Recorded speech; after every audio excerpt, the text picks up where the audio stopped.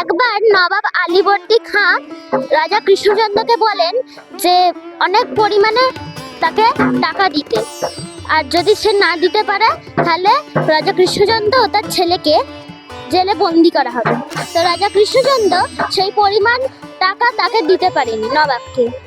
তখন তার ছেলে ও রাজা কৃষ্ণচন্দ্রকে জেলে বন্দি করা হয়েছে। আর তারপর যখন বন্দি থেকে মুক্ত হয়, তিনি জলপথে ফিরছিলেন, যে তখন মা দেখেন যে দুর্গা মায়ের বিসর্জন হচ্ছে। তখন তিনি ভাবেন যে যা, একবার মায়ের মুখটাও দেখতে পেলাম না। সেই দুঃখে তিনি ভেঙে পড়েন।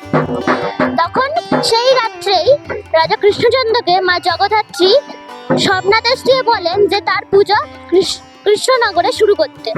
সেই থেকে আজ পর্যন্ত কৃষ্ণনগরে জগদ্ধাত্রী পুজো শুরু হয়ে আসছে।